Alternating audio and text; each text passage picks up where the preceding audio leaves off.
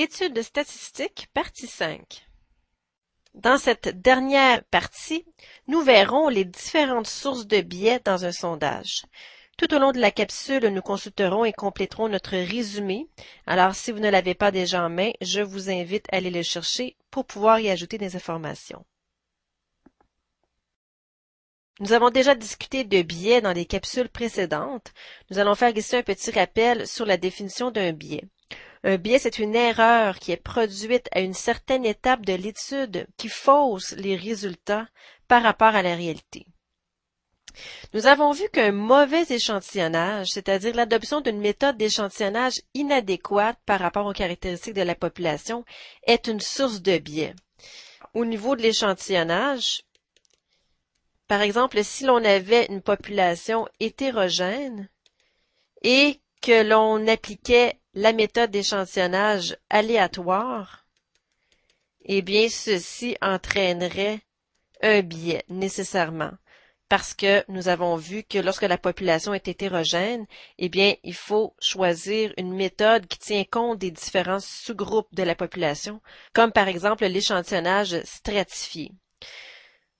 Nous avons vu également que la taille de la population, si elle est trop petite,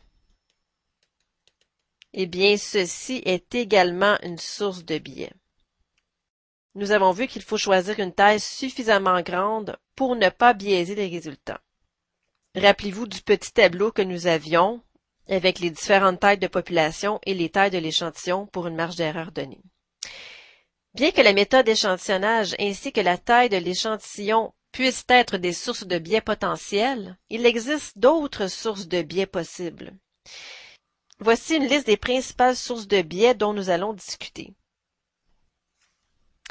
Alors, comme discuté lors de l'échantillonnage, une méthode d'échantillonnage inappropriée est une source de biais, ou bien nous allons voir aussi qu'une méthode pour laquelle chaque individu n'aurait pas une chance égale d'être choisi, c'est également une source de biais. Nous allons voir quelques exemples de ceci. Une taille d'échantillon est suffisamment grande. Et lors de la collecte de données, nous allons voir qu'une mauvaise formulation des questions et des choix de réponse peut être une source de biais. Une attitude du sondeur qui n'est pas neutre peut également être une source de biais.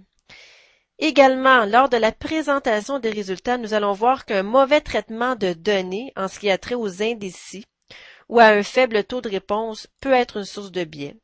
Une présentation visuelle incomplète ou qui donne une fausse impression de la réalité de l'étude peut être une source de biais.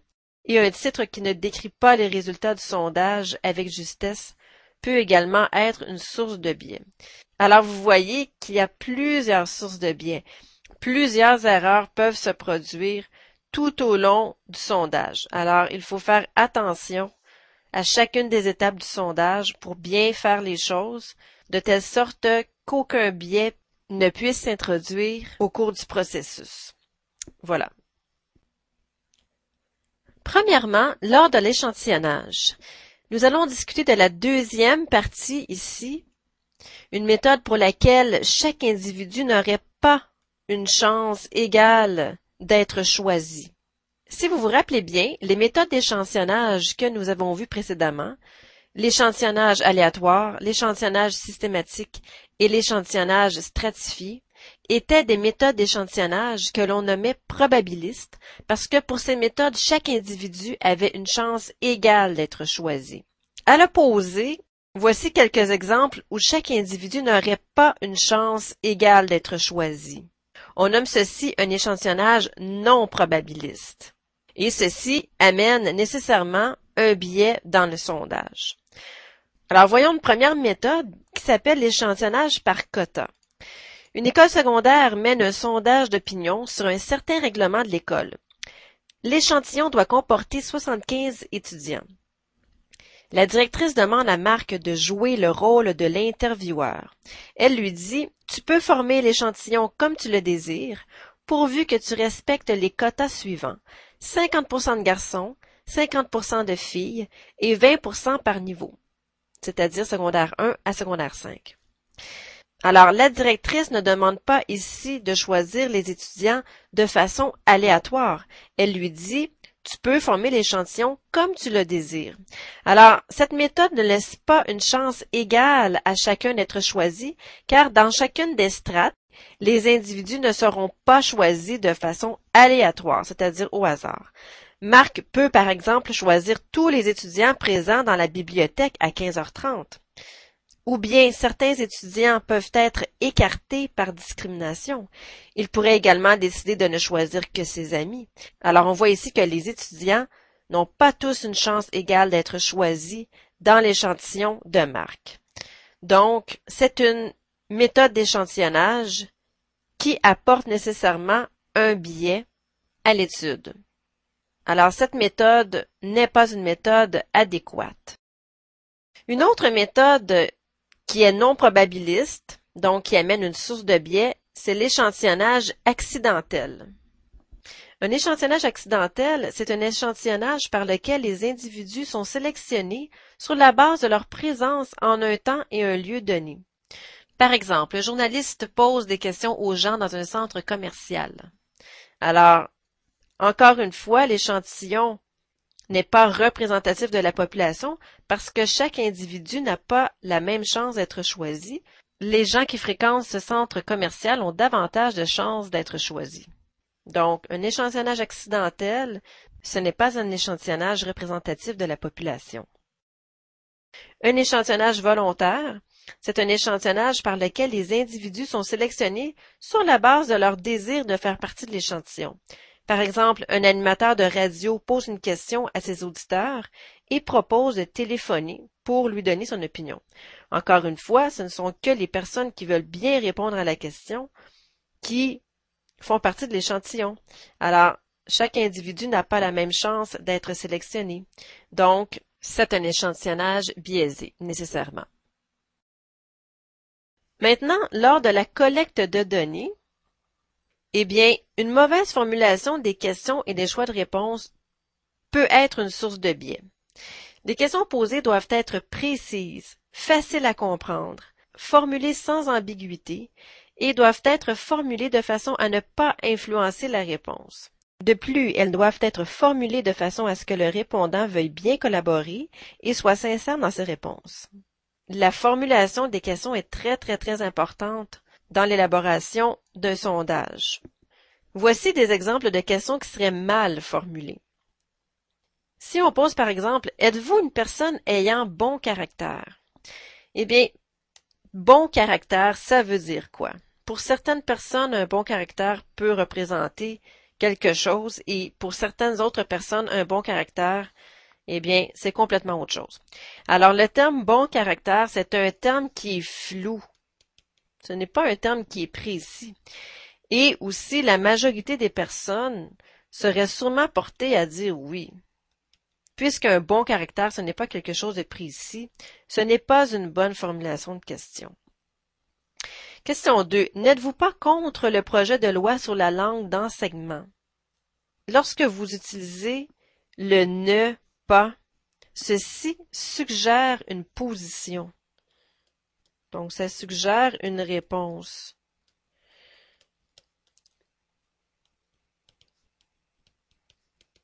Alors, pensez-y. Si quelqu'un vous pose la question « N'êtes-vous pas contre le projet de loi sur la langue d'enseignement? » On a tendance à répondre « Oui ». C'est comme si on sentait que la personne désire que l'on réponde « Bien sûr que je suis contre ». D'accord? Donc, le ne pas, ça suggère une réponse. Donc, il est fortement suggéré d'employer l'affirmation plutôt que la négation dans la formulation des questions. Avez-vous déjà volé dans un dépanneur? Eh bien, que pensez-vous de cette question? Mais c'est sûr que la majorité des gens ne diront pas la vérité s'ils ont déjà volé. Donc, ici, la vérité sera très difficile à avoir. Alors, il faudrait s'organiser pour recueillir les résultats d'une autre façon. Êtes-vous d'accord pour que les jeunes paient plus d'impôts alors que les plus vieux en paient moins? Il y a des termes qui sont flous ici. Plus d'impôts, mais quelle marge précisément? Eh bien, il faudrait préciser un pourcentage ici.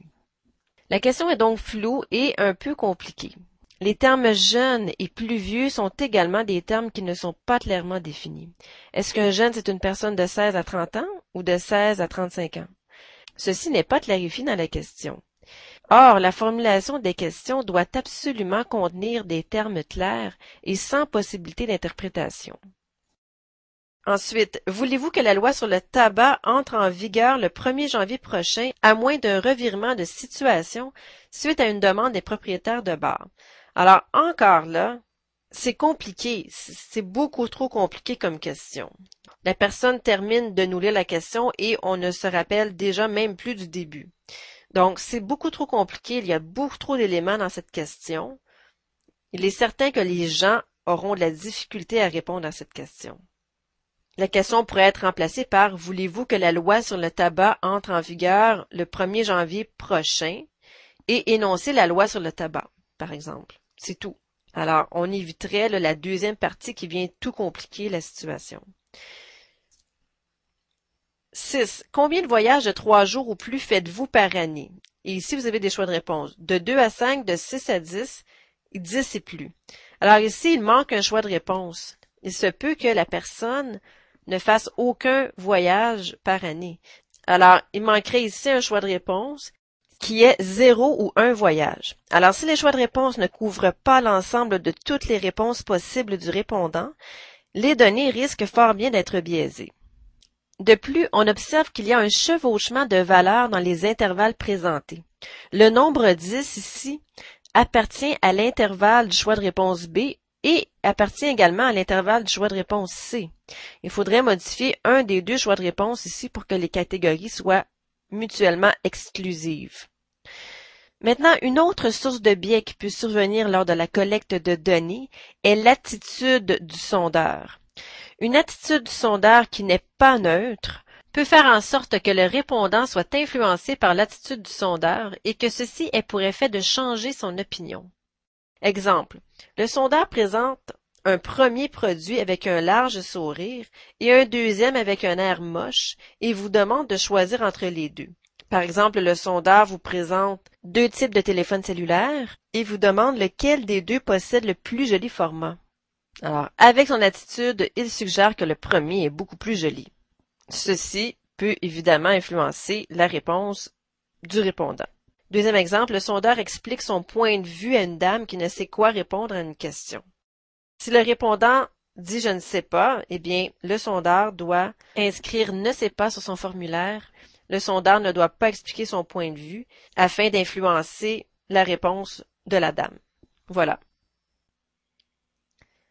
Les dernières sources de biais dont nous allons discuter sont des sources de biais qui surviennent lors de la présentation des résultats. Premièrement, un mauvais traitement de données en ce qui a trait aux indécis ou à un faible taux de réponse. Voyons l'exemple suivant. Résultat d'un sondage d'opinion auprès de 1215 répondants sur l'intention de vote aux prochaines élections.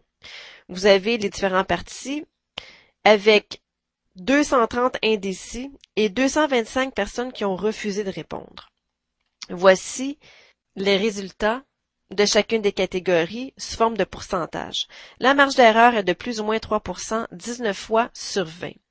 Alors, supposons que la compagnie qui a réalisé le sondage décide de ne pas tenir compte des catégories indécis et refus de répondre. Eh bien, cela deviendrait partie A 120, partie B 300, partie C 340, sur un total maintenant de 760, comme nous avons vu dans les capsules précédentes. Alors, on soustrait les indécis et les refus de répondre du 1215. Ça nous donne un total de 760, toujours avec notre marge d'erreur de plus ou moins 3%. Et voici les résultats sous forme de pourcentage. Alors, si on compare le tableau initial ici, les pourcentages initiaux, avec les pourcentages de la nouvelle présentation ici, eh bien, on se rend compte que les pourcentages sont très différents.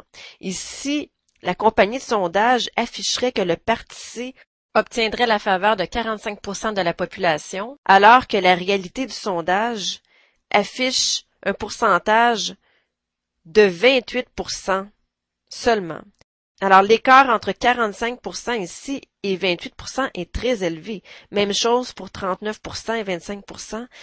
Alors, on observe que lorsqu'il y a une grande partie de l'échantillon qui se classent dans les catégories indécis et refus de répondre, eh bien, ceci a pour effet d'augmenter de beaucoup les pourcentages de chacune des catégories et nécessairement, ceci devient un biais par rapport aux résultats que nous avions obtenus dans l'échantillon. De plus, si l'on tient compte de la marge d'erreur de plus ou moins 3%, on obtient ceci. Partie A de 13 à 19%, qui provient de 16% plus ou moins 3%, partie B 36 à 42 et partie C 42 à 48%. Alors, on observe ici qu'il y a un chevauchement des résultats. Ainsi, on ne peut pas conclure ici que le parti C obtient la majorité des intentions de vote. Vous voyez, parce qu'il serait possible ici que le parti B et le parti C soient ex aequo dans notre échantillon. Donc, dans la réalité, peut-être que le parti B l'emporterait sur le parti C. Vous voyez? Alors, la conclusion de ceci, c'est que cette présentation des résultats ici, qui ne tient pas compte des indécis et des gens qui ont refusé de répondre, elle introduit un biais, nécessairement, parce que les pourcentages sont trop différents des résultats réels de l'échantillon.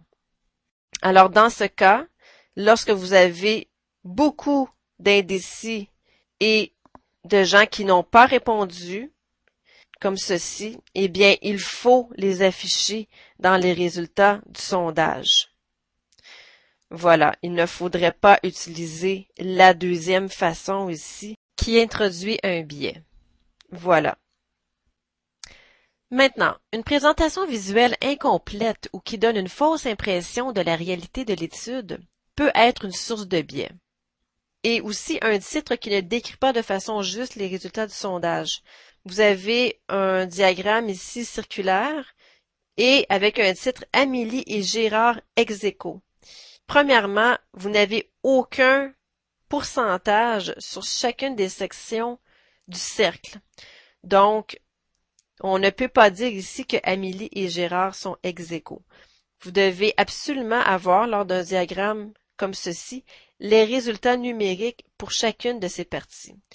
Alors, ce n'est peut-être pas vrai qu'Amélie et Gérard ici sont ex aequo.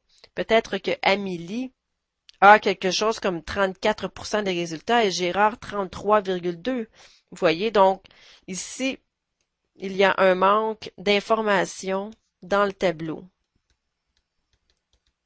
On a besoin des pourcentages pour chacune des parties. C'est ce qu'il manque.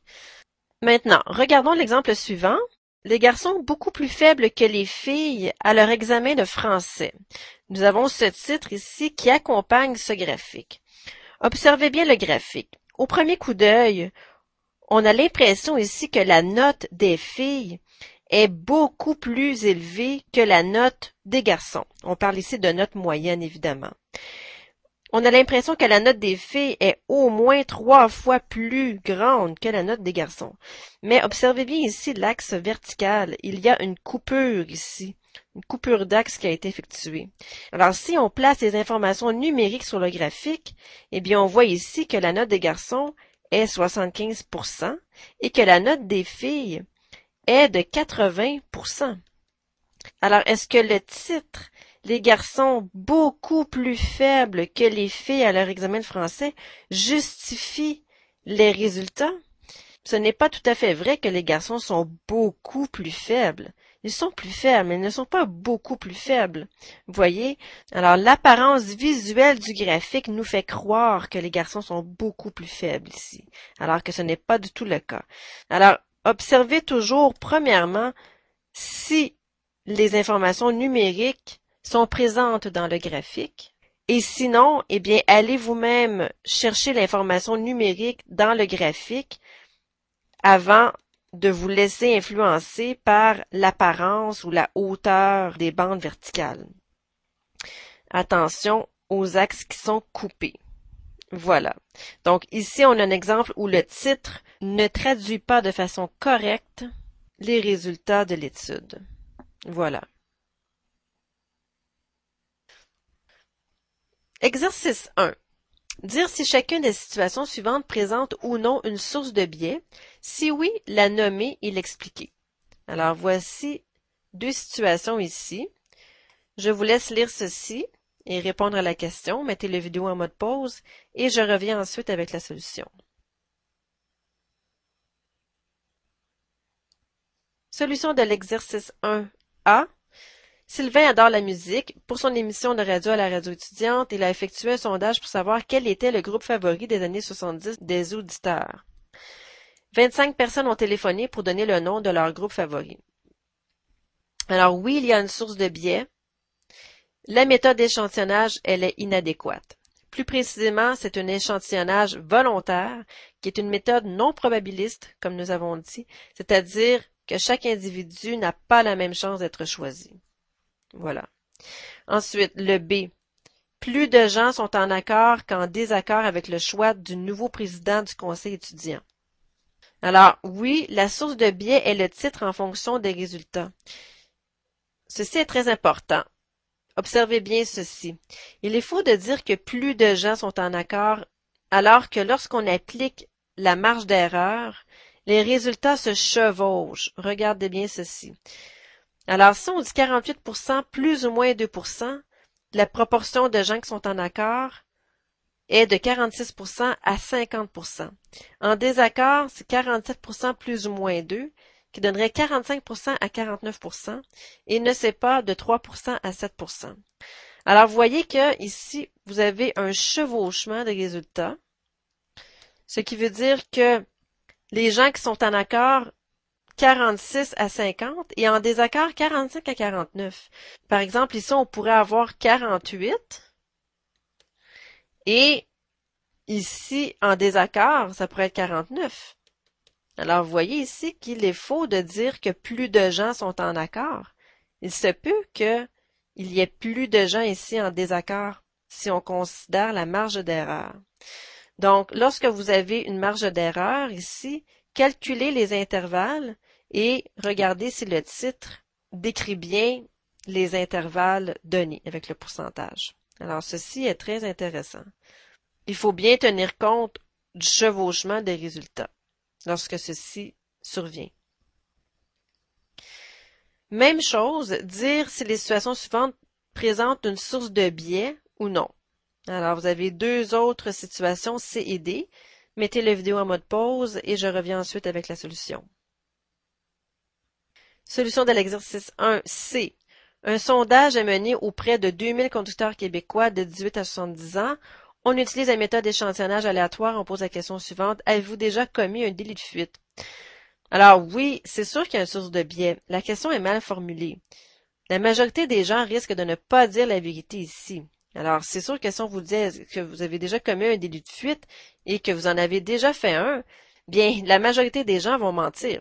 La majorité des gens diront non, j'en ai jamais commis. Vous voyez donc, il sera très difficile ici d'obtenir la vérité de la part des répondants. Ensuite, on mène une étude sur la qualité du service d'un centre médical. On interroge 22 patients dans la salle d'attente qui sont présents depuis plus de 3 heures. Oui, il y a encore une source de biais. La méthode d'échantillonnage est non appropriée.